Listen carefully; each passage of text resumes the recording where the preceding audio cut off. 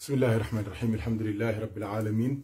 الحمد لله الحمد لله الحمد لله الحمد لله الذي هدانا لهذا وما كنا لنهتدي لولا أن هدانا الله، والصلاة والسلام على سيدنا رسول الله سيد الخلق وحبيب الحق وعلى آله وصحبه وسلم تسليما كثيرا دائما أبدا إلى يوم الدين.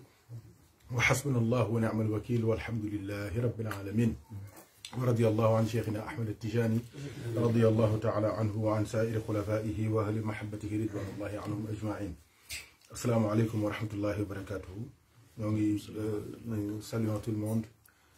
Nous demandons à Allah subhanahu wa ta'ala de bénir tout le monde. Nous l'implorons aussi pour tous nos besoins, toutes nos sollicitations. Nous lui demandons de faciliter pour nous et pour tous les frères. Masha'Allah. Qu'Allah fasse miséricorde à ceux qui sont décédés et les couvre de sa rahma. Aussi Allah facilite pour nous tout ce qu'on cherche ici et dans l'au-delà. Par la baraka du prophète sallallahu alayhi wa sallam. Alhamdulillah, comme ça s'est passé il y a moins de 2 mois, les frères sont partis à Fès, Masha'Allah, pour faire la ziyara au Khatm Tijani, radiyallahu ta'ala anhu. Et aujourd'hui encore, Allah nous a gratifié de notre frère qui est parti faire la ziyara pendant 1 semaine auprès de Maulana Cheikh Ahmed Tijani, radiyallahu anhu. Nous le félicitons, masha'Allah, et nous demandons à Allah d'accepter sa ziyara. Parce que comme je le dis souvent, nous tous, nous sommes des ambassadeurs. Là où l'on est, on représente l'autre par le cœur, par le ruh, par les prières, par les sentiments. Et même ça se manifeste partout. Tout à l'heure, quand le frère Kader nous parlait de sa ziyara, il y a certains lieux, certaines occasions, certaines actions qui le rappellent bien des frères, des sœurs. Et ça, c'est très fort. Donc, il est parti, mais c'est nous tous qui sont partis, comme l'avaient fait Célia et Hajj Diadji, masha'Allah, comme l'avaient fait aussi les autres frères, masha'Allah. Chaque fois, Allah nous donne cette chance. Maintenant, même la porte de Médina est ouverte pour nous. Alhamdulillah. Qu'Allah continue de nous faciliter la ziyara au prophète sallallahu alayhi wa sallam, la ziyara de ses sahaba, mais la ziyara aussi de Maulana Cheikh Ahmed Tijani. Donc la dernière fois, si vous vous souvenez un petit peu, on avait parlé de l'importance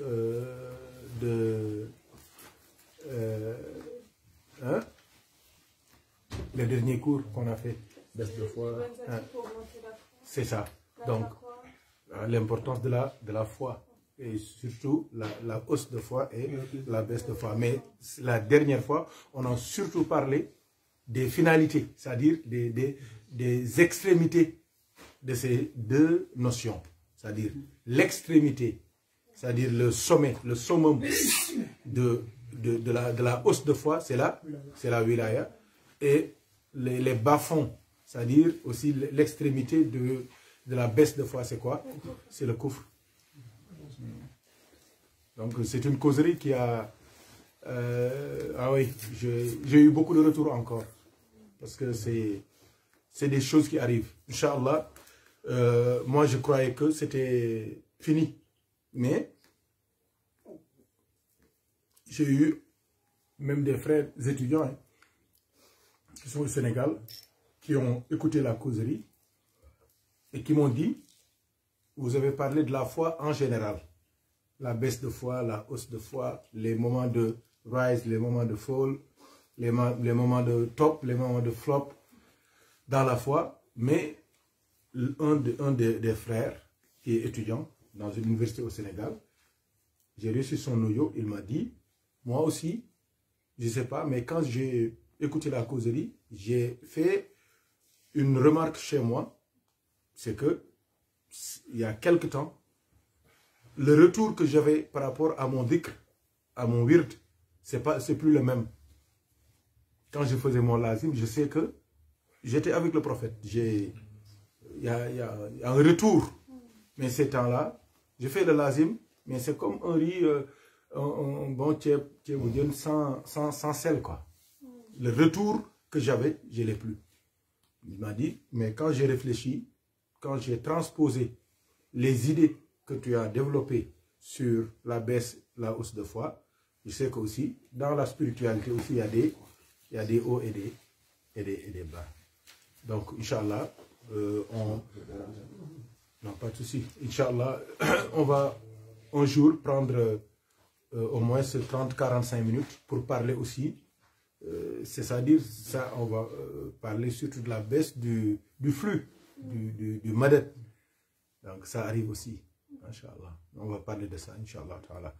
Alhamdulillah. Donc, aujourd'hui, on ne va pas être très long, parce que c'est un jour de fête, et ça se voit, Masha'Allah. Hein? Tout est là, Alhamdulillah. On reçoit les lumières de Fès, Inch'Allah. C'est important, c'est une grande chance. Comme je vous l'ai dit toujours, beaucoup de awliya ont pleuré jusqu'à perdre leur vue parce qu'ils n'ont pas fait la ziyara à Cheikh Tijani. Il y en a qui ont vendu tous leurs biens pour aller faire la ziyara à Cheikh Tijani. Il y en a qui ont marché, par exemple du Sénégal jusqu'au Maroc, du Soudan jusqu'au Maroc, du Niger jusqu'au Maroc, du Mali jusqu'au Maroc, pour faire la ziyara à Cheikh Tijani. Est-ce que... Hein? Wallahi, c'est eux qui connaissent la valeur de ces lieux bénis, la valeur de ces hommes bénis. Alhamdulillah, par exemple, nous, en Afrique de l'Ouest, la Tijaniya est venue par le biais de Sidi Mohammed al-Hafiz. Celui-là, il avait fait le Hajj à la Mecque. Et il a rencontré des gens du Maghreb. Et il leur a demandé, est-ce que vous connaissez? Parce que lui, il avait déjà vu que, il avait demandé à Allah subhanahu wa ta'ala d'être élevé spirituellement. Et il a su spirituellement que son maître qui devait l'élever, c'est Maulana Cheikh Tijani. Quand il a fait le Hajj, il a demandé, est-ce qu'il y a des Marocains? Et le Hajj, en ce moment, il n'y avait pas, c'était pas des millions. Donc c'était facile de se retrouver. Donc et les Marocains aussi, on les connaît aussi par leur djellaba. Ils sont très visibles, c'est comme les Soudanais, c'est comme les Sénégalais aussi. Certes, il y a des pays qui sont connus pour leur accoutrement, leur façon de... Il y a des signes distinctifs, je veux dire. Donc il a facilement rencontré les pèlerins du Maghreb. Et il leur a demandé, à propos de Cheikh Tijani, écoutez bien la réponse qu'ils ont donnée à Sidi Mohammed al-Hafiz, qu'ils lui ont donné. Il a dit, est-ce que vous connaissez un certain Cheikh Ahmed Tijani? Ces pèlerins lui ont dit, il n'y a pas un croyant maintenant sur terre qui ne connaît pas Cheikh Tijani. Il est connu partout. Tout le monde, toute la Oumma parle de lui.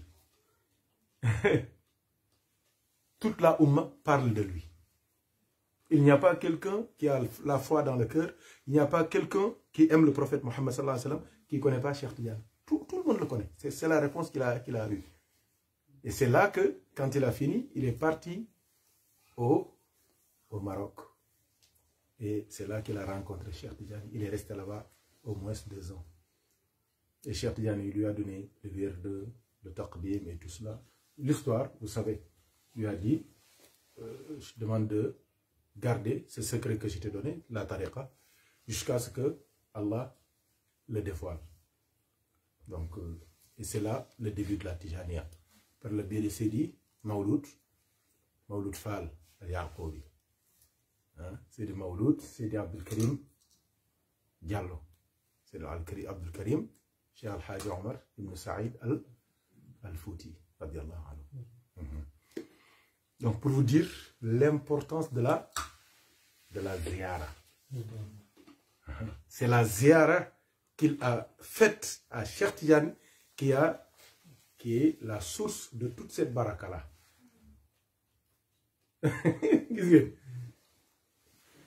Ziyar, c'est ça qui a donné naissance à toute cette baraka. C'est des centaines de millions dans la tariqa. Des centaines de millions aussi ont embrassé l'islam grâce à cette ziyara-là. Et comme je dis souvent, nous, notre différence avec les autres, c'est que les autres, ils savent. Et nous, nous ne savons pas. Et ça aussi, c'est humain. L'homme a toujours tendance à minimiser ce qui lui est facile, ce qui lui est proche. Il suffit de lire le Coran pour savoir ça. Les Sahaba, avant d'avoir cette politesse-là dont on parle d'eux, et il y avait beaucoup parmi eux qui manquaient du respect au prophète.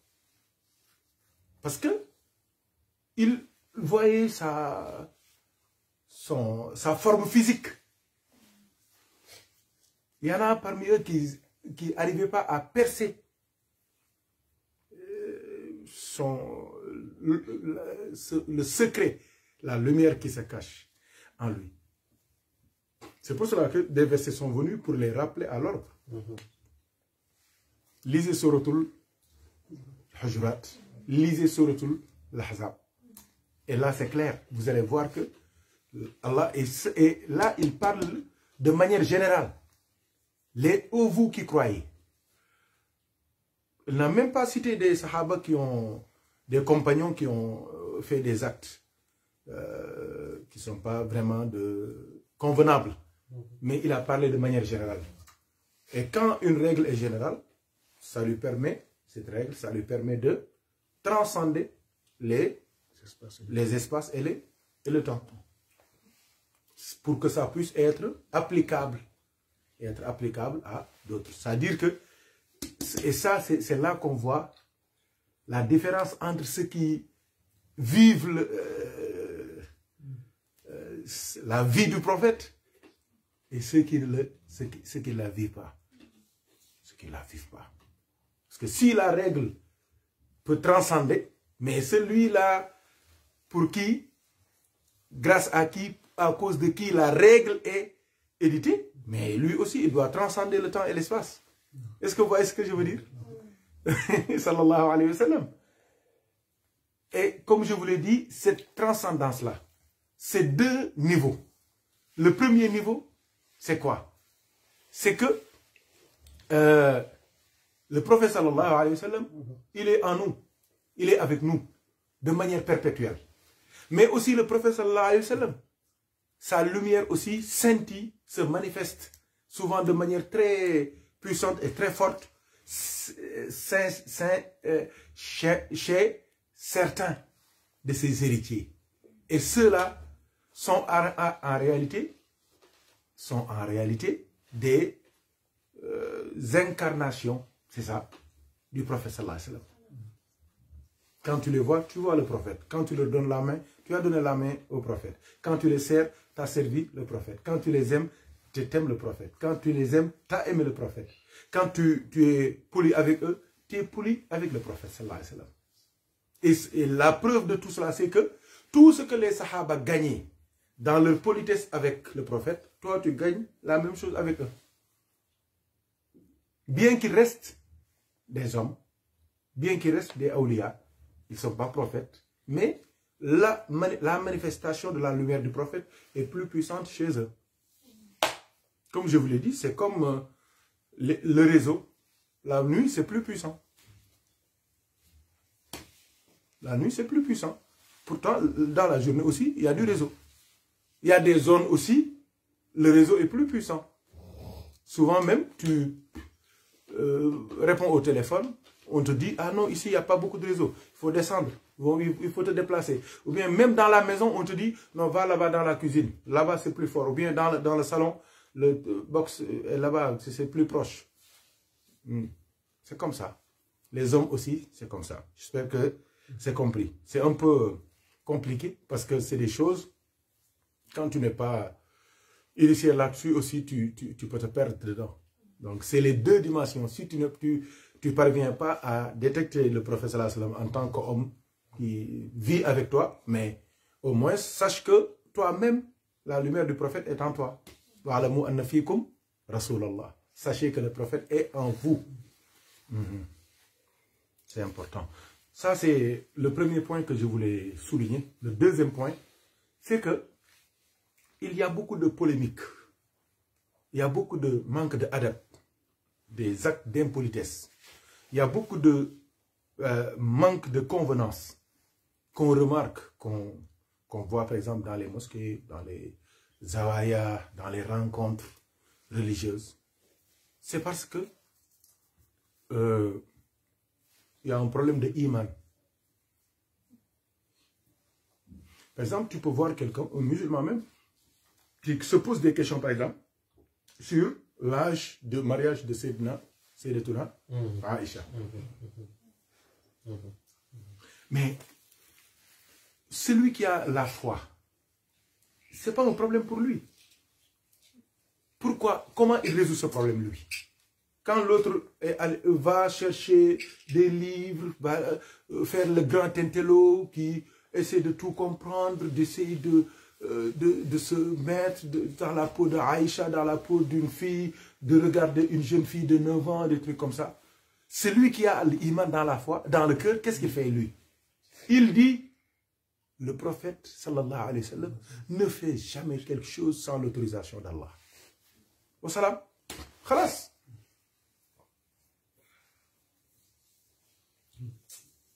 Donc, si tu dis que le prophète s'est trompé, ou bien il a fait des erreurs, tu t'attaques pas à lui.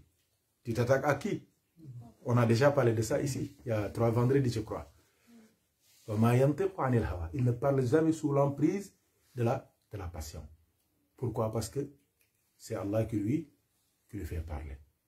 Je ne parle même pas du prophète. Mais le jour du jugement dernier, qu'est-ce qu'on a dit? C'est son nom, membres qui vont parler. Nous parlons parce que c'est Allah qui nous a fait parler. Si Allah peut faire parler même les membres des plus grands mécréants du monde, si il nous dit qu'il fait parler le membre, la langue du prophète sallallahu alayhi wa sallam, est-ce qu'un croyant doit polémiquer sur ça? Donc nous, le mariage d'Aïcha par exemple, c'est un exemple que je donne, parce qu'on est en France, c'est des choses qu'on nous pose, c'est des problèmes qu'on a. On peut parler d'autres choses, mais je parle d'Aïcha par exemple. La réponse, ce n'est pas de chercher, ah oui, le prophète sallallahu alayhi wa sallam, ceci, cela, oui, Aïcha, peut-être qu'elle avait 9 ans, mais c'était une grande fille, elle avait... on spécule. Un croyant, il ne rentre pas dans ça. Il dit, si le prophète s'est marié avec lui, c'est Allah qui lui a dit de faire ça. Wassalam. Ousmane Diakhou. C'est fini. Celui qui n'a pas la foi, c'est son problème. Celui qui croit autre chose, qui spécule, qui rentre dans des considérations de taille, d'âge, des trucs comme ça, c'est son problème. Nous, on n'a pas ce problème. C'est important. C'est important. Parce que si tu essaies d'utiliser ta tête, tes neurones, pour comprendre certaines choses, mais tu vas cogner le mur. C'est automatique. La foi, c'est ça. Ça te facilite les choses. Ça te donne des réponses très simples pour des choses très compliquées et complexes. Racine Dingolol. Encore. Defugo. Aïcha juróom-ñeenti at ak fukki at la am sunu yoon nekku ci. Yàlla ko wax ne ko takk ko jeex na.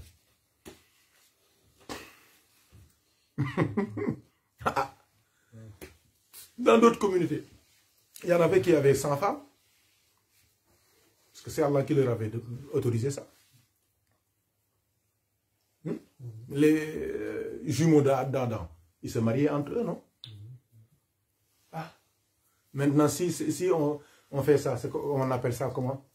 C'est l'inceste. Nous, ce n'est pas notre problème.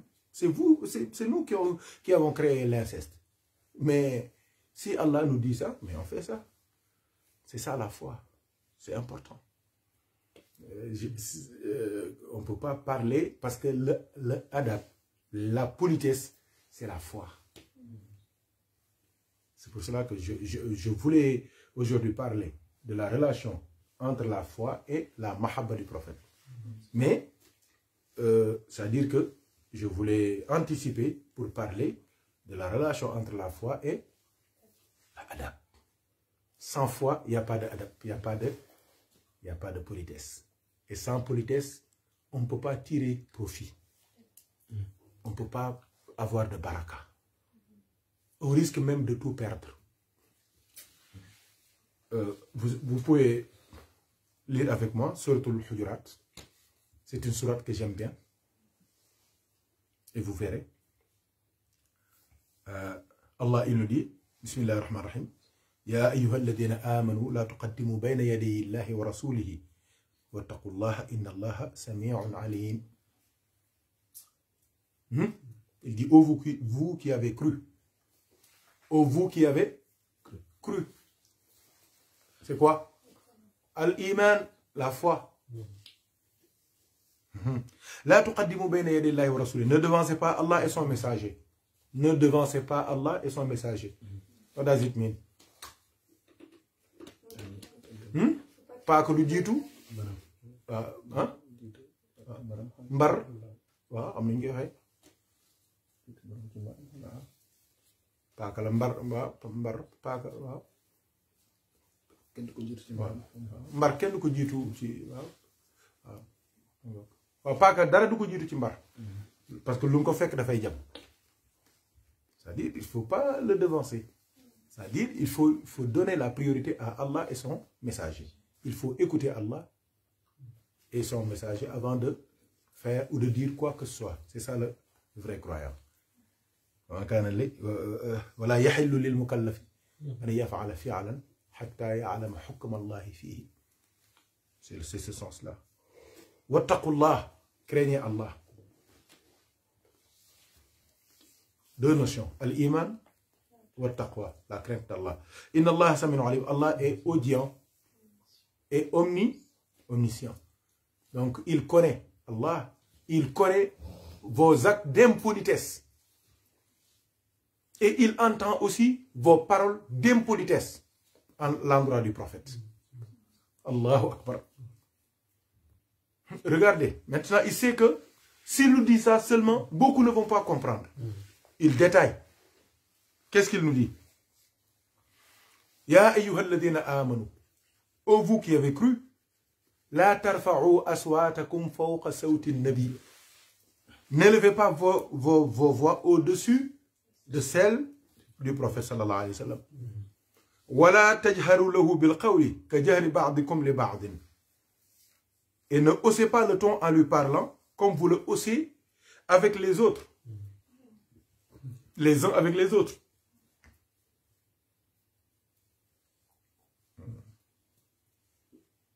Ça c'est très grave. Et regardez, si vous le faites, sinon, vos œuvres deviendraient vaines, sans que vous vous en rendiez compte. Et c'est ça qui est dangereux. Les œuvres deviennent vaines. Si tu étais informé que tes œuvres étaient vaines, tu pourrais te rattraper. Mais là, tu crois que ton compteur est en marche, or on t'a déjà coupé depuis longtemps. Qu'Allah nous en préserve. Il nous dit, Inna alladhina yaghudduna aswatahum 'inda rasulillah, ulaika alladhina imtahana Allahu qulubahum lit-taqwa, lahum maghfiratun wa ajrun 'azimun. Ceux qui auprès du messager d'Allah baissent leur voix sont ceux-là, sont ceux dont Allah a éprouvé les cœurs pour la piété. Ils sont admissibles à la piété, la taqwa. Ils auront un pardon et une énorme récompense. Allahu Akbar. C'est l'agrément d'Allah, satisfaction d'Allah. Allah, il nous dit, je vais m'arrêter au verset qui suit. Innal ladhina yunadunaka min wara'i al-hujurati aktharuhum la ya'qilun. Ceux qui t'appellent à haute voix derrière les appartements, la plupart d'entre eux ne raisonnent pas. Ils ne sont pas doués de raison. C'est des gens qui ne sont pas intelligents. C'est des sots. C'est des abrutis. Regardez, il dit et s'ils patientaient, jusqu'à ce que tu sortes à eux, ce serait mieux, ce serait certes mieux pour eux. Allah cependant est le pardonneur et le miséricordieux. S'ils étaient patients jusqu'à ce que tu sortes, ce serait mieux pour eux. Regardez bien. C'est très simple. On a dans ces 4 versets, on a dans ces 4 versets 6 notions, 6 éléments à retenir. Le premier élément, c'est quoi? C'est de ne pas devancer le prophète, sallallahu alayhi wa sallam, et de ne pas devancer Allah. Et là, vous voyez bien, il dit, ne devancez pas Allah et son prophète. C'est les deux. La ilaha illallah, Muhammadur Rasulullah. On ne peut pas les séparer. Il nous dit, dans le même verset, dans le premier verset, Wattaqullah, craignez Allah. Donc la crainte d'Allah, c'est la deuxième notion à retenir. Inna Allah sami'un alim. Allah, il entend et il voit. Il connaît. La troisième notion, c'est quoi? C'est le fait de ne pas élever la voix, dont le résultat, c'est-à-dire la sanction, c'est quoi? C'est de se retrouver avec des œuvres qui sont vaines. Allahu Akbar. C'est comme si tu travailles pendant des années, il n'y a pas de salaire. Ou bien tu fais une épargne pendant 15 ans. Tu vas à la banque pour prendre ton épargne pour aller faire ce que tu veux. Tu viens, on te dit, par exemple, que il y a des achats qui ont été faits, et c'est toi. C'est toi qui as fait ça. Oh, c'est du piratage, c'est un vol. Hein? Les Libanais. C'est ça. Une retraite sans cotisation. C'est ça. Et tu vas à la retraite sans cotisation. Pas de retraite, subhanallah. La ilaha illallah. Inch'Allah musal, yaqule baaxul. Inch'Allah musal. Yàlla musal ci ndok ak yaqule. Ça, c'est les 3 premiers éléments. Le fait de ne pas devancer Allah et son prophète, le fait de craindre Allah, subhanahu wa ta'ala, le fait d'élever sa voix. Tout ça, si on les fait, le résultat c'est quoi? C'est de se retrouver avec des œuvres vaines. Ton compteur des hasanat devient 0, nul. Allahu Akbar. Regardez bien. La quatrième notion c'est quoi? Il dit que ceux qui baissent leur voix en parlant avec le prophète sallallahu alayhi wa sallam, Allah admet leur cœur dans un examen qu'on appelle la taqwa. Donc la taqwa, ce n'est pas acquis. Ce n'est pas acquis d'office. Il y a une admissibilité. C'est comme ce qu'on appelle les grandes écoles. Tu ne viens pas, tu t'inscris. Hein? Non. Il y a des examens que tu fais. Même quand tu rentres dedans, tu ne commences pas à faire les cours. Tu fais quoi? Prépare. Une année ou 2, où on te forme à être élève de cette école. Parce que tu ne connais pas leur rigueur. C'est ça, la mise à niveau.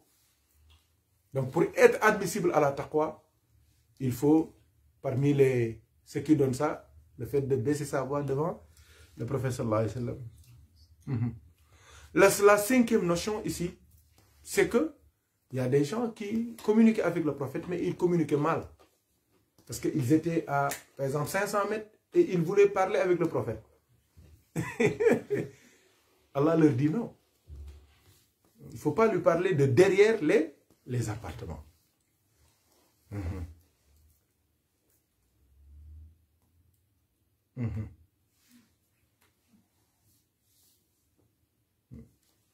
Il dit, celui qui fait ça, en réalité, il n'est pas doué de raison. C'est très dangereux, ce que je viens de dire là. Subhanallah. La ilaha illallah. Il y a des histoires, hein? Il y a des gens qui ont manqué de politesse à des awliya. Qu'est-ce qu'ils ont fait? Ils ont souturé de leur tête toute leur connaissance, jusqu'à la Fatiha. Ce qu'on appelle as-salb. Il y a un wali, c'est une histoire que tout le monde connaît, qui a manqué du respect. Il y a quelqu'un qui a manqué du respect à un wali, et il était le plus grand savant de sa contrée. Et il n'arrivait même plus à réciter la Fatiha. Un autre saint lui a dit, tu as manqué de respect à un wali, va le voir. Et le wali, quand le gars est venu, il lui a dit, je vais te pardonner, mais toute ta science, là, qui t'a poussé à faire comme ça, c'est dans la tête de ce coq. Pour retrouver ta science, il faut immoler le coq et le cuire, le préparer pour le manger. Si tu le fais, ta science va revenir. C'est une histoire. Hein? La tête du coq, c'est petit, c'est comme ça. Toute une science encyclopédique. Le wali, il a mis toutes ces sciences-là dans la tête du coq. Racine, le voir. Hein? Voici, le coq était là. C'est le coq de la maison. Hein? Le manque d'adab, c'est très grave. Donc, parce que la aql, c'est-à-dire la raison,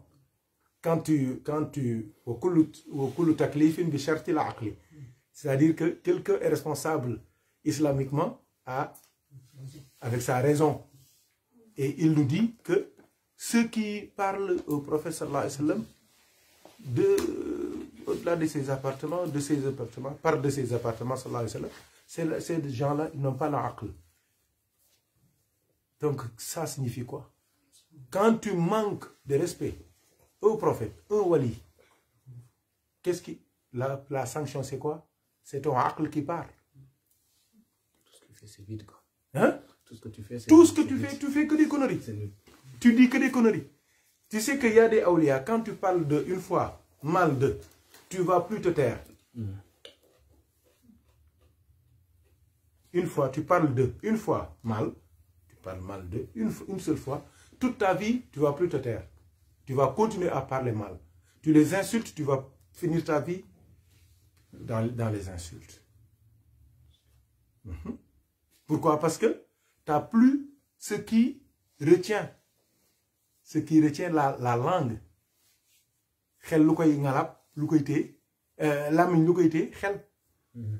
Tu penses des choses, tu veux dire ça à Hamé, à Tchernomar, à qui? Tu dis ah non, tu veux lui faire quelque chose, tu dis non, mais xel mi du fi nekkatul loo xalaat def ko loo xalaat wax ko loo bëgg def ko.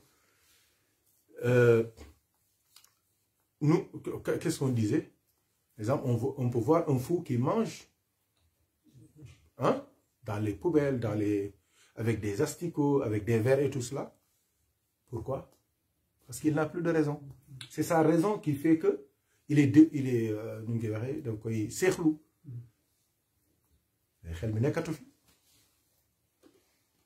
Un savant aussi, un homme peut vivre comme ça. Or, sa raison est partie parce qu'il a manqué de respect. N'a pas de politesse. Il y a beaucoup de savants que tu vois qui font même des conférences. En les écoutant, tu sais que ils n'ont plus de aql, ils n'ont plus de raison. Ils disent ce qu'ils veulent. Ils n'ont pas de limite. Ils n'ont plus de limite. Ils attaquent tout le monde. Ils disent tout ce qui leur passe par la tête, ils disent. Des gens que personne n'ose attaquer, ils les attaquent. Des gens que personne n'ose critiquer, ils les critiquent. Des choses que personne n'ose dire, ils disent, moi je vais le dire. Je l'ai dit. Il faut me faire que de quoi. Or, il y a donc ils construisent le fait, mais les ne parlent pas eux. Ngane?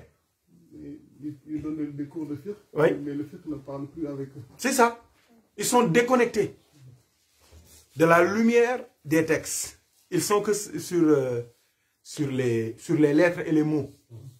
Et ça, c'est très grave. Et ça, c'est le Coran qui nous apprend ça. Aktharuhum la ya'qilun.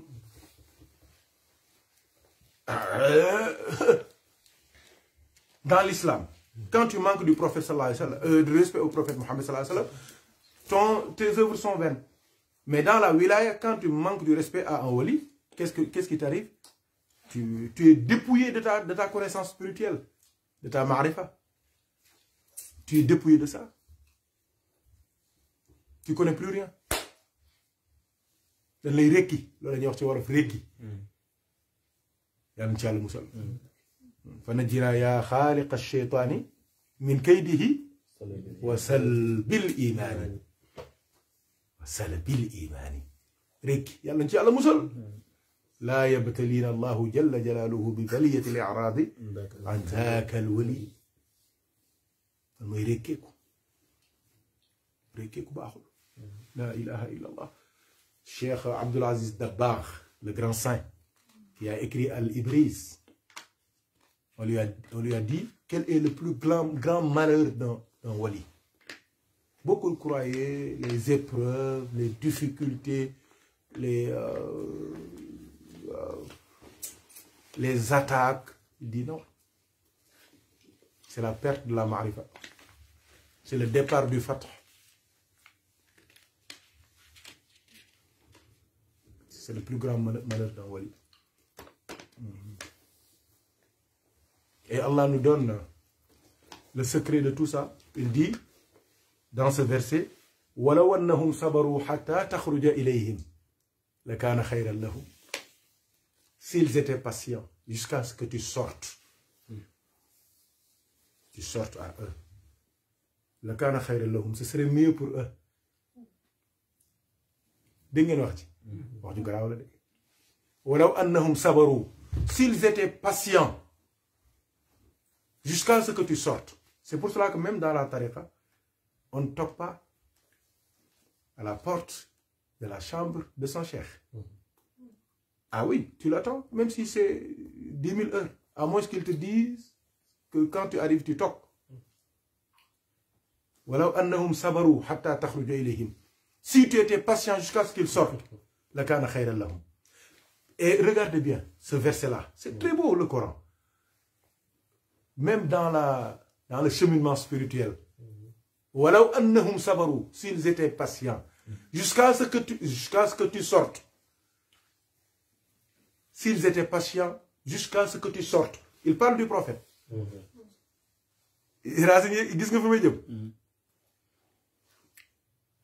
S'ils étaient patients, jusqu'à ce que tu sortes, jusqu'à ce que le prophète sorte.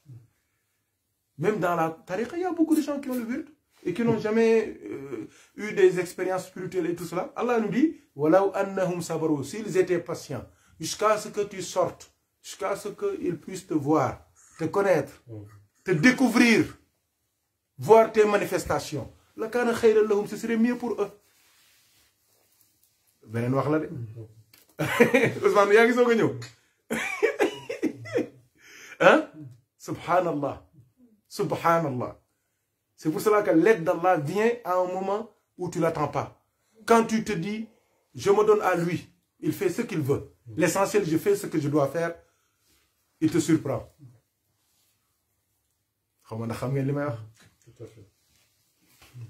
Mais tant que tu es focus sur ça, tu as que ça. Tu fais ce que tu dois faire. Et tu te... C'est ça. Tu te confies à lui. Hasbunallahu wa ni'mal wakil. Walaw annahum sabaru, s'ils étaient patients jusqu'à ce que tu sortes. Jusqu'à ce que tu sortes. Parce que tu es là. Tu es là dans la maison. Tu es là dans la chambre. Il y a des gens qui vont dire, est-ce qu'il est là? Est-ce qu'il est là? Ah non, on n'a pas de preuve qu'il est là. Il y a d'autres qui disent, moi je sais que Allah il a dit qu'il est là. Moi j'attends. Même si c'est 150 ans, j'attends. Et Allah il dit, si tu toques, tes œuvres sont vaines. Si tu attends, s'il sort, c'est mieux pour toi. Parce que tu peux déranger le cheikh, tu peux déranger le prophète, tu peux déranger le wali. Or, il était en train de prier pour toi. Et il lui restait 30 minutes pour finir pour toi. Tu dis, je l'ai appelé, il n'a pas répondu, je suis allé là-bas. Il coupe ce qu'il faisait. Il dit, ah, tu m'as cherché? Ah oui, oui, bismillah, oui, oui.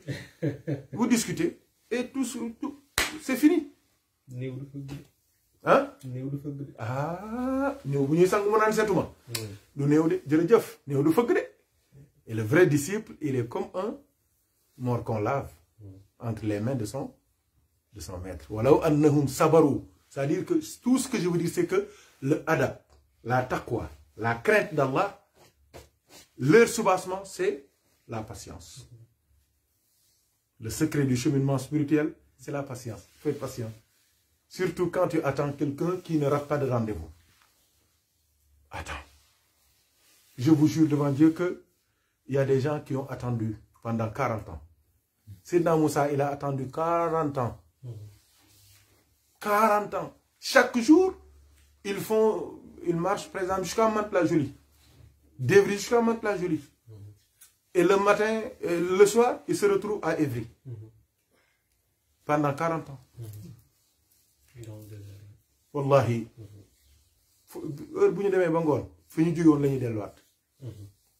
Pendant 40 ans, ils ont erré dans le désert. Jusqu'à ce que l'aide de Dieu vienne. Il y a des awliya aussi, c'est comme ça. Ils ont attendu 40 ans. Il y en a même qui ont attendu 80 ans, 90 ans, 100 ans, 101 ans. Il y en a qui ont attendu 106 ans. Parce que quand ça vient, c'est fini. C'est comme Gaskatou Diama. C'est comme un jeune qui joue au foot comme ça, qui n'a rien à manger. S'il signe, c'est fini. Son premier contrat, c'est fini. Il a réussi.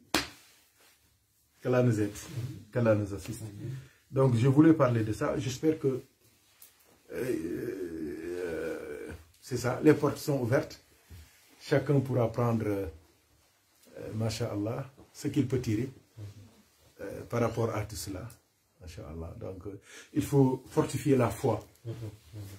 Quand il y a la foi, c'est tout. C'est avec le prophète sallallahu alayhi wa sallam. Nous, quand on va à Médine, on le salue. Parce qu'on sait qu'on a la foi qu'il est là, qu'il nous entend. Et on est poli avec lui comme de son vivant. Entre guillemets. Parce qu'on sait qu'il est toujours vivant. C'est la même chose pour Cheikh Ahmed Tijani. Si tu as la foi, Allah, tu sens sa vie. Surtout sa douceur, sa gentillesse, son ouverture, ses bras-là, accueillant, subhanallah.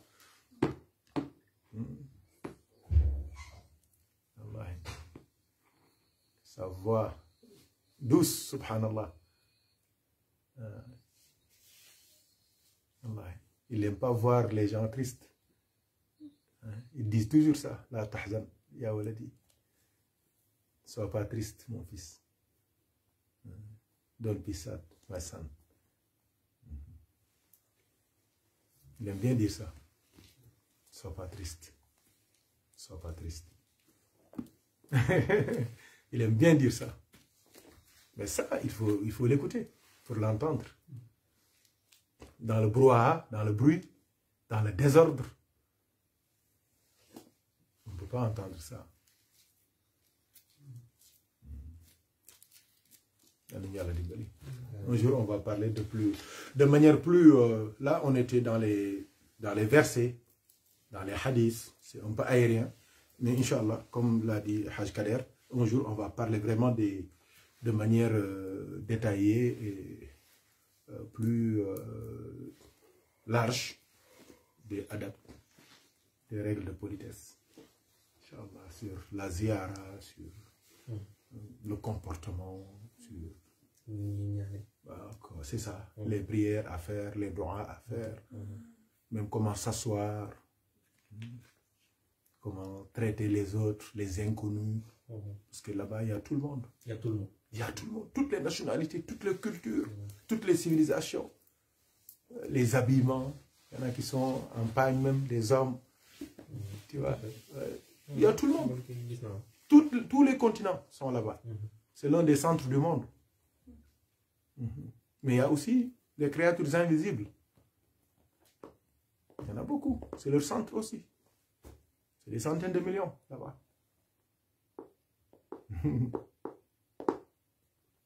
Ils sont là-bas. Ils sont là-bas. Il y en a beaucoup. Ils viennent s'abreuver comme tout le monde.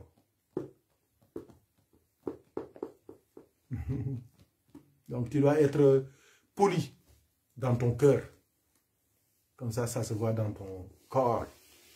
Tu es poli avec toi-même, tu es poli avec tout le monde. Parce que tout ce que tu vois là-bas, c'est des manifestations de Cheikh Tijani. C'est lui. C'est cher, c'est ça, c'est cher. Le fait que tu vois des Pakistanais, des Soudanais, des Congolais, des Ivoiriens, des hommes, hein, avec des habillements même bizarres, des touristes, des Blancs, des Américains, même ceux qui ne sont pas croyants, ça c'est Cheikh Tidiane. C'est le monde, c'est le secret du monde. C'est lui. Alhamdulillah. Donc, cette causerie, c'est pour souhaiter la bienvenue au frère Hajj Kader, Masha'Allah. Demander à Allah de lui donner longue vie, qu'Allah accepte sa ziyara, que la baraka se déverse sur lui, ses parents qui l'ont éduqué dans cette voie, dans ses valeurs. Que ces barakas aussi se déversent sur ses enfants, sa famille, sur nous aussi, nous tous, et tous ceux qui aiment Cheikh Ahmed Tijani, sur tous ceux qui aiment le prophète. S'il n'y a pas de questions. J'ai une question. Bismillah. Je connais des gens qui ressentent des haines d'amour pour le prophète qui peuvent être assez forts et qu'ils ont envie qu'ils ont envie de sentir cette proximité avec le prophète, notamment durant leur afkar, à tel point qu'ils ont limite envie de crier Ya Rasulallah, viens, mais est-ce que ces personnes doivent réfréner ce hal par adab, par respect, et justement atteindre cette patience et attendre que c'est Rasulallah de venir au lieu de l'appeler? Je ne sais pas si vous comprenez un peu ma question. Non, je vois. Mais c'est que du moment où l'on parle de hal, c'est qu'on ne peut plus se contrôler. C'est ça. Ce qui est dangereux, c'est d'utiliser sa tête. Mais quand c'est le cœur, c'est le ruh qui parle, là c'est autre chose. Il n'y a plus de règles. Cette personne, on ne peut pas la freiner. Mais si c'est la tête, si seulement c'est la raison, Allah nous dit, s'ils étaient patients jusqu'à ce que tu sortes à eux, ce serait mieux pour eux. C'est ça. Donc on peut l'aimer, on peut même languir, on peut même avoir envie de le voir. C'est ça, sallallahu alayhi wa sallam. Ça, c'est pas un péché, c'est pas un manque de politesse, non du tout. Seulement, c'est des choses à gérer. Parce que c'est un travail. C'est un travail, c'est un processus. C'est des acquisitions. C'est un cheminement. Donc maintenant, il ne faut pas brouiller les étapes comme on dit. Vouloir tout avoir tout de suite, c'est dangereux. C'est ça. Donc, alhamdulillah, si c'est, comme je vous l'ai dit, si c'est le départ, c'est le ruh, c'est le cœur, on ne peut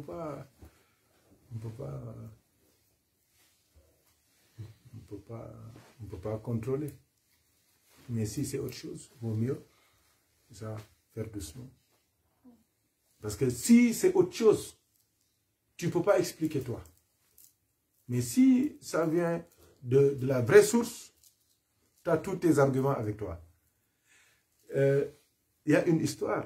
Il y a quelqu'un qui était venu à la Raouda du prophète sallallahu alayhi wa sallam. C'est un homme du Soudan même. Aujourd'hui, c'est les Soudanais. Hein. Il est venu, il s'est tenu devant la Raouda du prophète sallallahu alayhi wa sallam. Il commençait à lui parler. Ya Rasulallah, Ya Rasulallah, Ya Rasulallah. Il parle au prophète. Il y a un des les gardes là qui, Ousmane, tu connais, te disent, Roh, avance. Il lui dit, tourne-toi pour faire tes doigts là-bas. Il lui dit, non, moi je suis devant la vraie Qibla. Et le gars, il l'a tellement chambré, et le gars était là, puissant spirituellement, il ne pouvait rien faire. Il lui dit, après on va voir le responsable de la mosquée.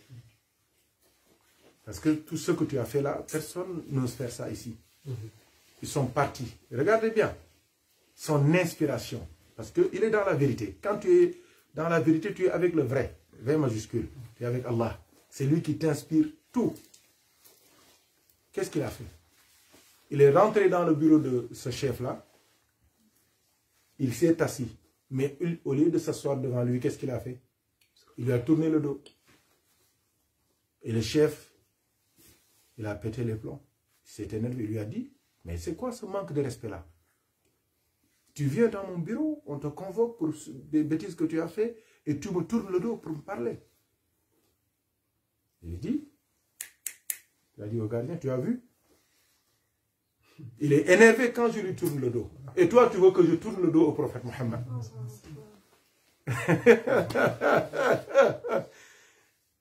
Il trouve anormal que je lui tourne le dos. Lui, qui s'occupe des ordinateurs, des téléphones, de la sécurité, des trucs comme ça.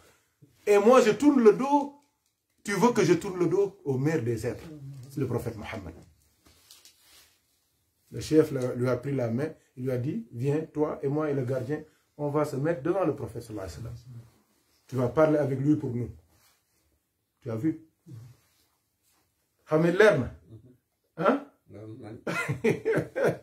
xamuñu xibla xamuñu jubluwaay bi mag doy naan ndox mu tàng sëñ bi suukar saa tax. Si on boit quelque chose de chaud, mais c'est qu'il y a du sucre dedans, il y a du chocolat dedans. L'eau chaude, qui boit ça? Comme ça. Je bois. Ah, serre-moi de l'eau chaude. Ah, qui boit ça dans le monde là? Si tu bois du café bien chaud, c'est le café qui est dedans. C'est le chocolat. On parle même de chocolat chaud. Mais si on se tourne vers la Qibla, mais ce n'est pas la barrière, ce n'est pas les murs.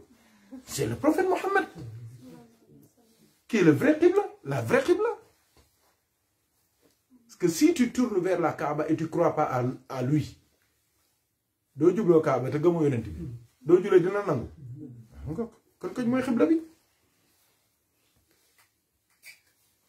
c'est ça. S'il y a une autre question, on conclut.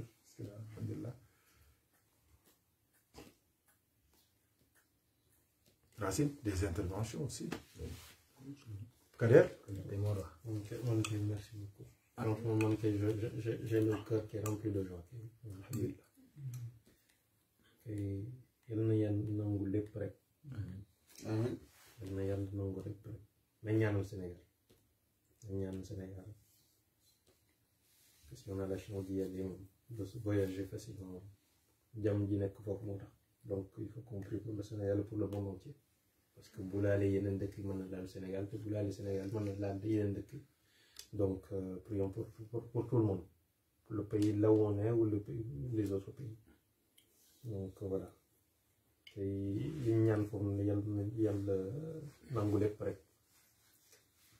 voilà, on n'est que des êtres humains, on peut avoir oublié, mais en tout cas, vous étiez dans mon cœur. Vous étiez tous dans mon cœur, donc tout le monde faut non si cher. Alhamdulillah. Tout le monde faut si cher, donc yalla nangu. Vraiment.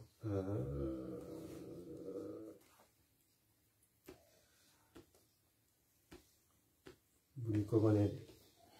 nañ def kii nu mu tuddati nga defal ñu ko si adab yi ak nan la ñuy def pour ñaan foofu noonu parce que dem ñaan cheikh ak dem ñaan si barke cheikh moom bokkul donc voilà loolu moom ñaan naa la ko maa la ko ñaan avec plaisir inchallah je le ferai inchallah inchallah c'est une promesse inchallah promesse inchallah on peut tomber facilement dans des trucs on ne maîtrise pas. Voilà. Mais vraiment, merci pour tout. Merci pour tout. Merci pour vos prières parce que ça aussi, je l'ai vu. Donc, yalla nangule. Inch'Allah.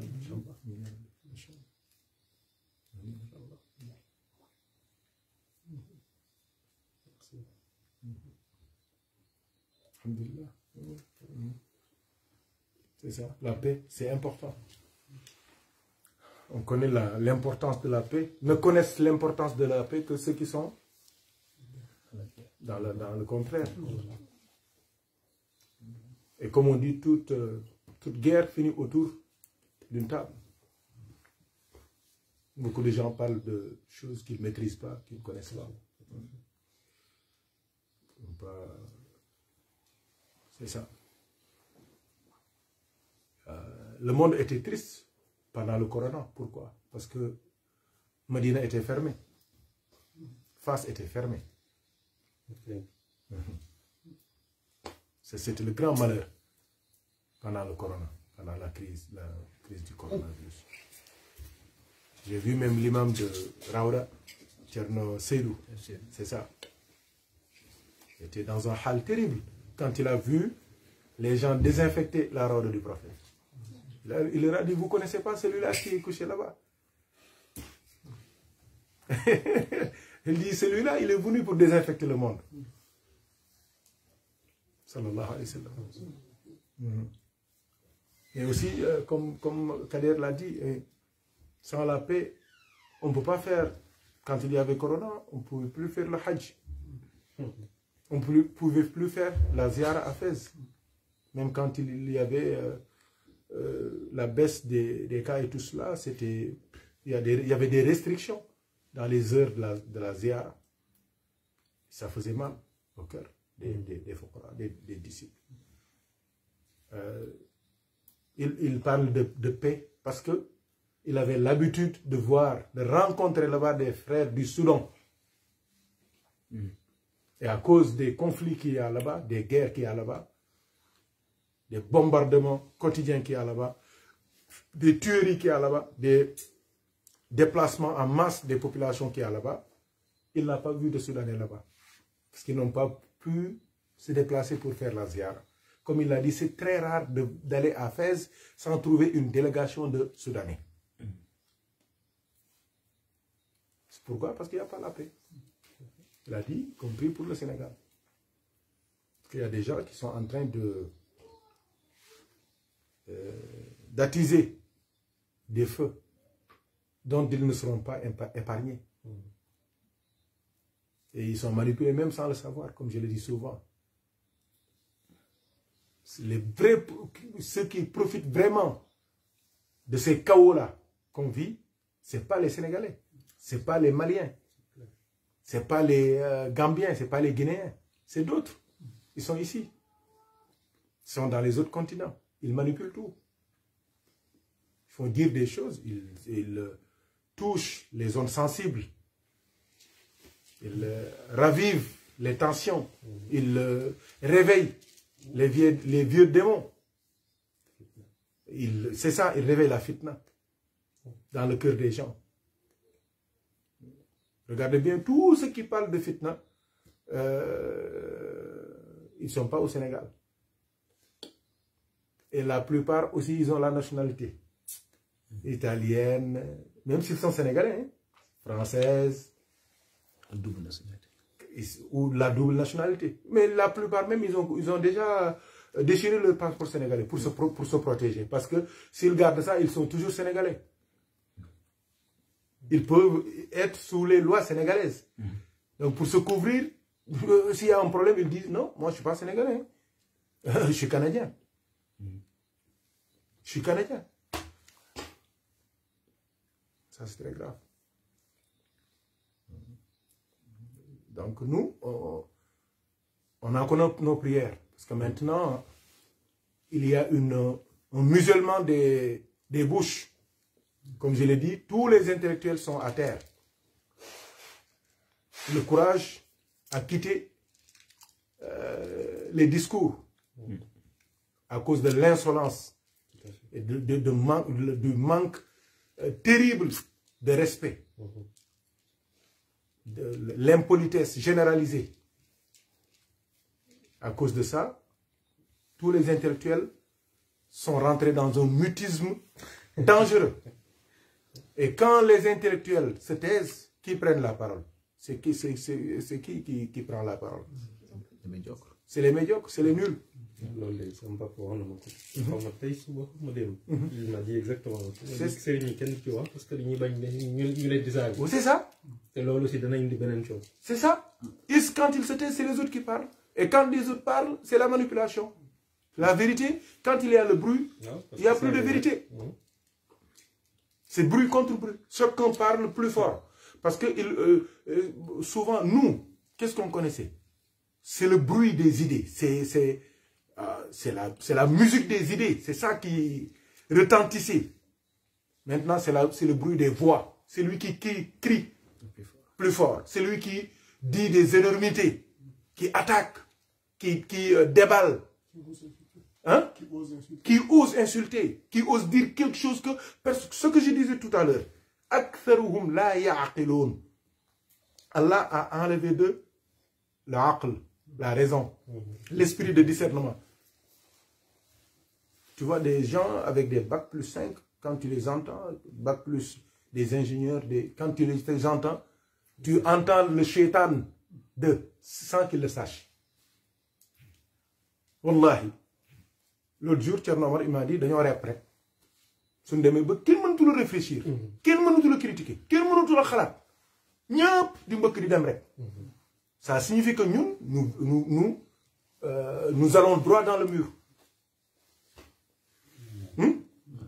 Nous allons droit dans le mur.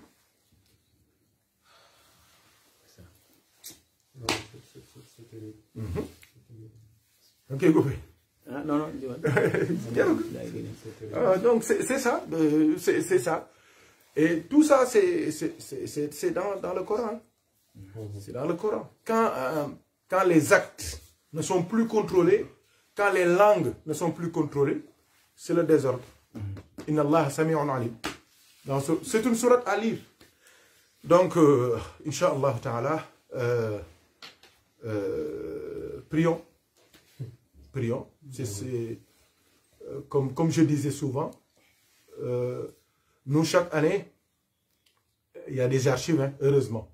Il y a des vidéos, il y a des photos. C'est avec le corona qu'on avait... C'était en 2018-19 qu'on n'a pas fait ça. Avant le corona, un petit peu. On faisait une grande marche au Sénégal. Masiratul Hamdi wa Shukri wa Salam. La marche pour rendre grâce à Allah, pour le remercier, mais aussi pour lui demander la paix. Quand ils m'ont demandé, je leur ai dit, je vois beaucoup de gens qui marchent, c'est pour réclamer, c'est pour revendiquer. Nous, nous marchons pour dire merci à Allah. Et ce remerciement-là, on le fait pour toute la créature. Ça, c'est énorme. La paix, je leur ai dit, je disais souvent que nous, la seule richesse qu'on a, c'est la paix. Parce que souvent, qu'est-ce qu'on nous dit? On nous dit que la seule richesse qu'on a, c'est les hommes. Mais les hommes là, l'homme pour qu'il puisse s'épanouir, c'est dans la paix qu'il peut s'épanouir. Les hommes qu'on a, c'est qui? C'est nos intellectuels et nos awliya. C'est eux. Et ces deux catégories-là ne peuvent évoluer, ne peuvent produire, ne peuvent s'épanouir que dans un cadre approprié. Regardez bien, tous les awliya se sont tués. Tous les intellectuels, drain. Ils sont allés, ils sont ici, en Europe, aux États-Unis. C'est la fuite des cerveaux. Parce que le cadre n'est plus approprié. Et quand il y a ça, c'est grave. C'est les... qu'est-ce qui vont occuper l'espace public? C'est les pseudo-journalistes, les pseudo-chroniqueurs, les pseudo-analystes, c'est ça, les voyous, les gens qui sont mus par des intérêts crypto-personnels,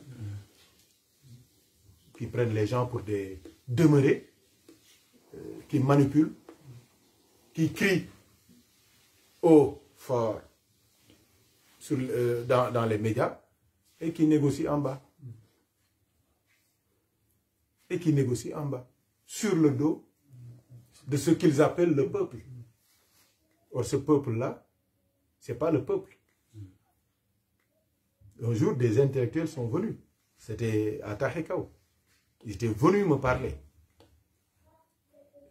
Ils m'ont dit, Askanui, Askanui, Askanui. Je leur ai dit, c'est quoi Askanui? C'est quoi le peuple? Ils n'arrivaient pas à me définir ça. Dit le peuple, ah non, non, ça c'est pas le peuple. Ça c'est les partis politiques. C'est les partisans des partis politiques. C'est les talibés d'un tel. C'est les militants d'un tel. Vous ne me parlez pas du peuple. Le peuple, s'il s'agit du Sénégal, le peuple c'est qui? C'est ceux-là qui sont sortis fêter la Coupe d'Afrique. Sénégal. Encore, c'est ça. Ceux qui vont fêter cette nouvelle victoire-là, c'est ça le peuple. Ceux qui sont sortis spontanément. C'est ça le peuple.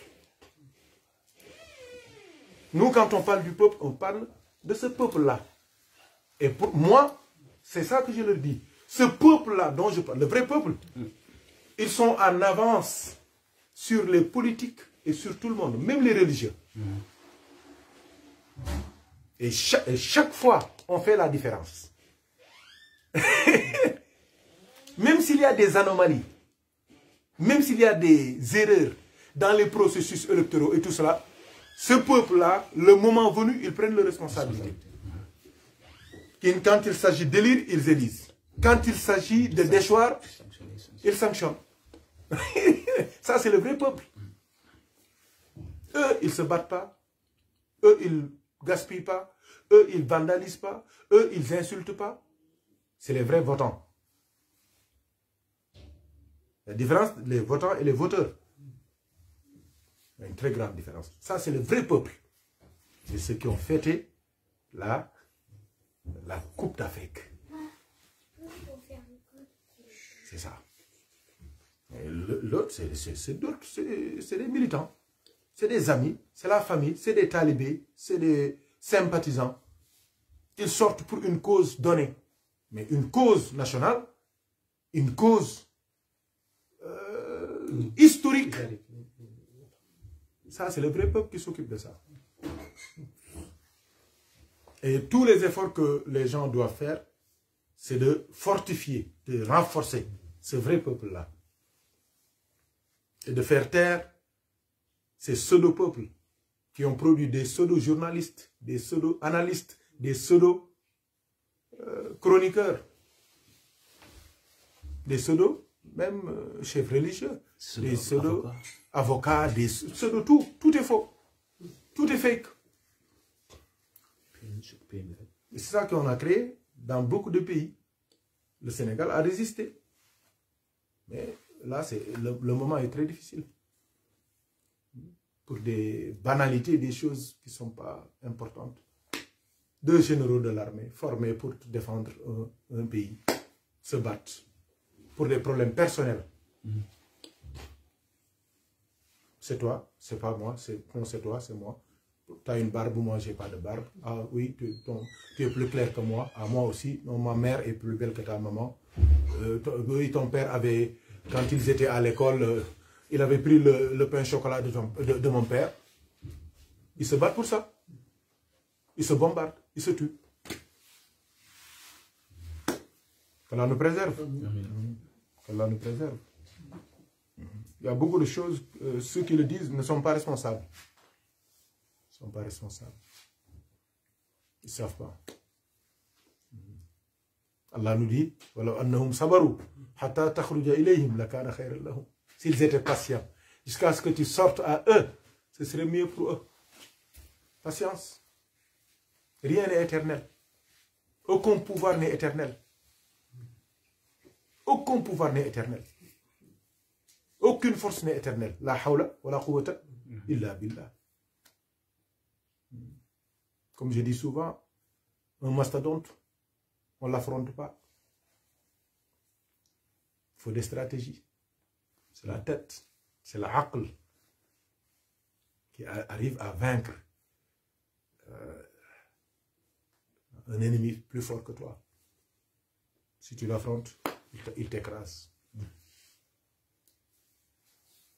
Yàlla ñu yàlla ubbi loolu ñu xel loolu ñu xalaat am na solo am na solo dara jaru ko ci àdduna dara jaru ko kenn jaru ko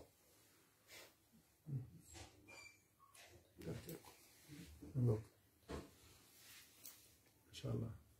Les Soudanais, je suis très touché par ça. Je les connais. Quand j'étais étudiant, je les rencontrais là-bas. Ils aiment Cheikh Ahmed Tijani, ils aiment le prophète. Le Maulid, vous savez, à 23h à Fès, c'est fini. Ça finit très vite, très tôt, je veux dire. Ils lisent le Coran, les Aurad, les Azkar, après, ils finissent très tôt. Mais après, c'est les autres nationalités qui font des Azkar. Et il y a un Maulid, je chantais le prophète sallallahu alayhi wa sallam, subhanallah, ils étaient beaucoup, et ils dormaient. Il y a leur cheikh qui les a réveillés. Wallahi, il est venu en pleurant. Wallahi. Il est venu en pleurant. Il m'a dit, ce que tu es en train de dire est en train de percer nos cœurs. C'est arrivé même jusqu'à nos rohs. Wallahi. Il pleurait, il pleurait. Wallahi, il m'embrasse les pieds. Wallahi, il m'a dit, pas ici, t'embrasse ici. Il a dit, ce que tu dis là, ça perce nos cœurs, ça arrive jusqu'à nos rohs. Il a réveillé toute la Zawiya. Il chantait jusqu'au Fajr. C'est pour ça, quand il a parlé des Soudanais, ça m'a touché.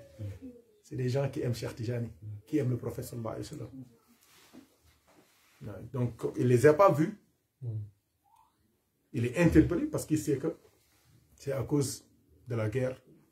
C'est même pas la guerre, c'est des conflits qui sont nés là-bas. Des conflits personnels. Personnels. Subhanallah. Si on, par exemple, je termine par ça, un pays comme la Syrie, Ousmane, tu sais il faut combien d'années pour le reconstruire? 200 ans. 200 ans. Il faut 200 ans pour le reconstruire, la Syrie. Et pourtant, celui qu'on a combattu, il est toujours là. Hein. On l'a même réintégré dans la Ligue arabe. La Ligue arabe, tout à l'heure.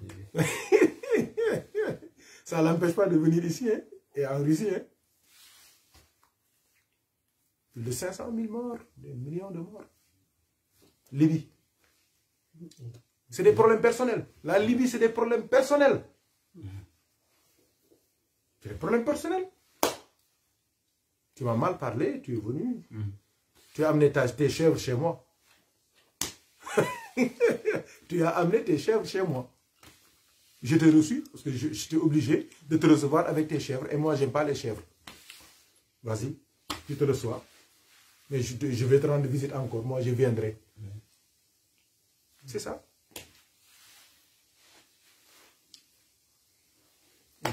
Kon baax na. Jeex na ñu yemale ko. Waaxiru da'waana alhamdulillahi rabbil aalamiin. Assalaamu aleykum wa rahmatullahi wa barakaatuh.